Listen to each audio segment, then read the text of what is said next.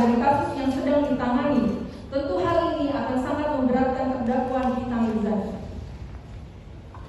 Bahwa dalil ini adalah dalil yang tendensius, jaksa penuntut umum tidak lagi memberikan argumentasi hukum, analisa yuridis mengenai fakta-fakta persidangan, tapi jaksa penuntut umum menyimpulkan keberadaan kami tim penasihat hukum akan memberatkan terdakwa Nikita Mirzani.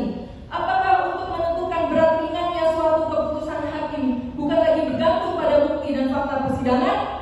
Ataukah apakah terdakwa Nikita Mirzani akan dihukum berat akibat dari adanya kami tim penasihat hukum yang mendampingi terdakwa Nikita Mirzani? Bahwa jaksa penuntut umum dalam perkara ini terbiasa menghadapi orang-orang yang mau mengikuti apa maunya, bukan jaksa penuntut umum yang terbiasa beradu argumentasi hukum di persidangan. Sehingga jika ada penasihat hukum yang membantah dalilnya, langsung disimpulkan sebagai penasihat hukum yang akan memberatkan kliennya. Dalil tersebut menggambarkan seolah-olah jaksa penuntut umum bisa tahu bahwa terdakwa Nikita Mirzani akan dijatuhi hukuman yang berat karena keberadaan kami tim penasihat hukum, bukan karena bukti dan fakta-fakta persidangan. Bahwa lebih lanjut, jaksa penuntut umum dalam repliknya juga mengatakan kami tim penasihat hukum terdakwa belajar lagi lebih gigih dan belajarlah untuk dapat menguasai kliennya dalam persidangan. Jangan terbiasa menyalahkan pihak lain ketika kliennya dituntut hukuman berat. Bahwa banyaknya serangan secara personal yang dilakukan oleh jaksa penuntut umum kepada tim penasihat hukum terdakwa menunjukkan bahwa jaksa penuntut umum dalam perkara ini bukanlah seorang jaksa yang profesional dan berintegritas. Jaksa penuntut umum dalam perkara ini sejatinya tidak layak menangani perkara ini. Jaksa penuntut umum dalam perkara ini terbiasa menangani perkara yang bisa diatur sesuka hatinya.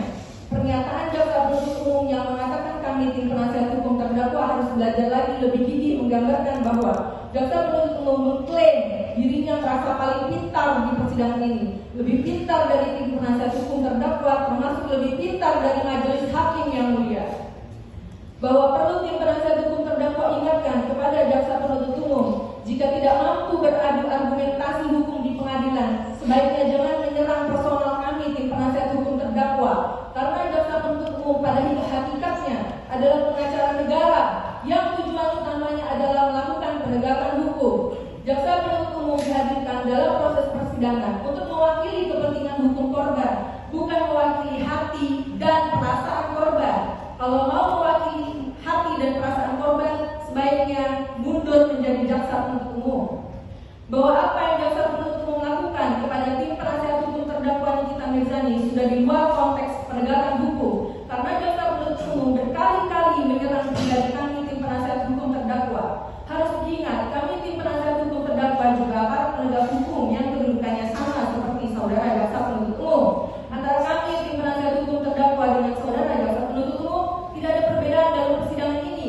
Sikap yang ditunjukkan oleh jaksa penuntut umum dalam persidangan ini dengan terus-menerus menyerang pribadi kami tim penasihat hukum terdakwa telah menciderai wibawa dan marwah Kejaksaan Agung Republik Indonesia. Majelis Hakim yang mulia, jaksa penuntut umum yang kami hormati, para pengunjung sidang dan rekan-rekan media yang terhormat, bahwa masih terkait dengan dalil penasihat hukum terdakwa mengenai adanya pertentangan atau kontradiktif yang terjadi antara surat dakwaan, fakta persidangan dan surat tuntutan. Bahwa dalam surat dakwaannya, jaksa penuntut umum mengatakan sejak tanggal 14/2024 terdakwa Nikita Mirzani melalui akun TikTok Niki Buruhara setiap harinya menjelekkan produk Glavicia serta mendiskriminasi fisik dari saksi Reza Gladys Pretiani Sari. Akan tetapi, berdasarkan fakta persidangan yang diperoleh dari keterangan saksi Reza Gladys, saksi atau Bang Mufid, saksi Sylvia Novitasari, saksi Franky Chandra Agusman, dan saksi Rahmania Fitria secara tegas mengatakan permasalahan ini tidak ada kaitannya dengan produk skincare Glavicia. Yang menjadi masalah adalah pribadi saksi Reza Gladys. Kemudian, di dalam bagian surat tuntutan jaksa penuntut umum menyebutkan bahwa tanggal 14 November 2024 melalui Ismail Marzuki, terdakwa Nikita Mirzani akan speak up tentang produk Reza Gladys yang membuat saksi Reza Gladys Spertianisari menjadi terancam kredibilitasnya sebagai pemilik dari produk Glaficia dan akan mengakibatkan penurunan penjualan dari produk Glaficia. Bahwa dari uraian tersebut di atas, maka dapat terlihat sangat jelas pertentangannya.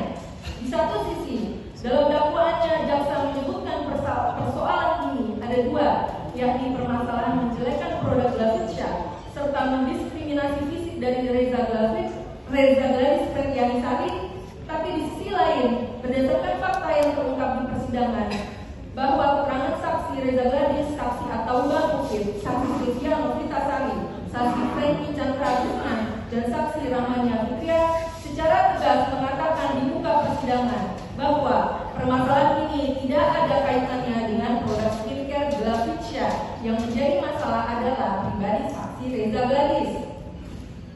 Bahwa jika saksi Reza Gladys, saksi Ataullah Mufid, saksi Sylvia Novitasari, dan saksi Franky Chandra Guzman secara tegas mengatakan bahwa permasalahan ini tidak ada kaitannya dengan produk skincare Glaficia, yang menjadi masalah adalah pribadi saksi Reza Gladys, maka apa dasar hukumnya di dalam surat dakwaan jaksa penuntut umum memasukkan dalil mengenai produk Glaficia, sementara kelima saksi tersebut tegas dan jelas mengatakan bahwa permasalahan ini tidak ada kaitannya dengan produk Glaficia yang dijelek-jelekan.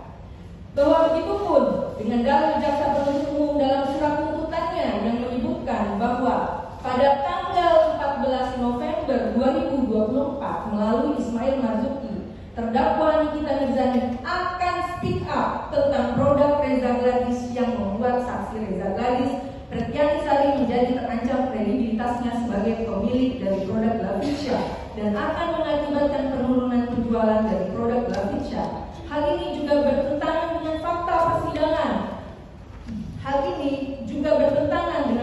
persidangan. Karena saksi Reza Gladys, saksi Ataullah Mufid, saksi Sylvia Novitasari, saksi Franky Chandra Guzman, dan saksi Rahmania Fitria secara tegas mengatakan bahwa permasalahan ini tidak ada kaitannya dengan produk skincare Glaficia. Yang menjadi masalah adalah pribadi saksi Reza Gladys. Bahwa artinya dalam kasus ini faktanya sama sekali tidak ada permasalahan dengan produk skincare Glaficia. Yang ada adalah permasalahan mengenai pribadi dari saksi Reza Gladys. Akan tetapi, kenapa di dalam surat dakwaan dan surat tuntutan jaksa penuntut umum menyimpulkan bahwa perbuatan terdakwa Nikita Mirzani melalui akun TikTok Niki Huru-Hara pada tanggal 14 Oktober 2024 dan setiap harinya menjelekkan produk Glaficia membuat saksi Reza Gladys Spertianisari menjadi terancam kredibilitasnya sebagai pemilik dari produk Glaficia dan akan mengakibatkan penurunan penjualan dari produk Glaficia. Padahal jelas dan tegas, kelima saksi tersebut mengatakan permasalahan ini tidak ada kaitannya dengan produk Glaficia yang dijelek-jelekan.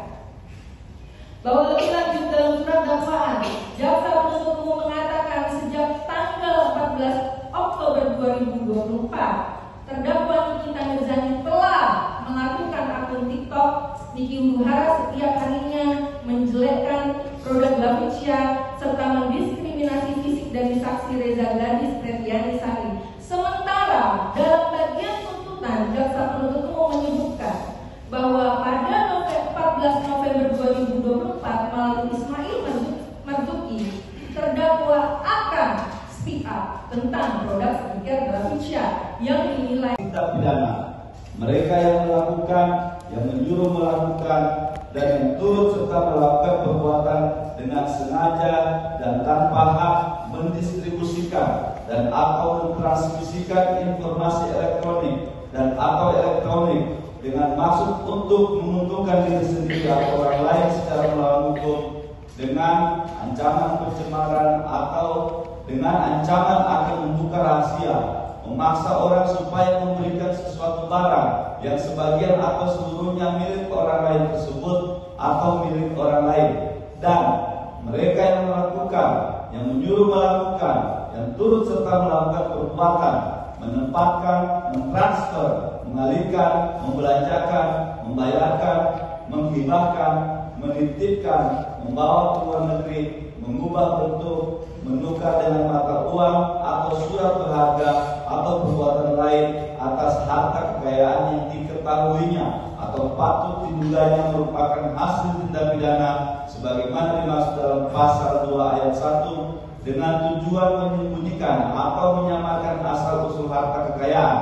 Melanggar pertama ke 1 pasal 45 ayat 10 huruf terdakwa Nikita Mirzani dari dalam rumah tahanan Pondok Bambu. 5. Mengembalikan barang bukti berupa uang sebesar 3.486.234 rupiah dan handphone milik terdakwa merek Apple dengan email 355 dan seterusnya kepada orang yang paling berhak, yakni terdakwa Nikita Mirzani.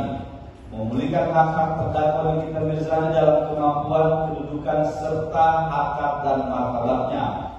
7. Membebankan biaya perkara kepada negara, atau apabila majelis hakim yang mulia atas dasar pertimbangan yang berpendapat lain mohon putusan yang seadil-adilnya. Demikian pendapat. Jadi jangan lupa untuk subscribe Cumi Cumi. Ditekan ya tombol lonceng merahnya.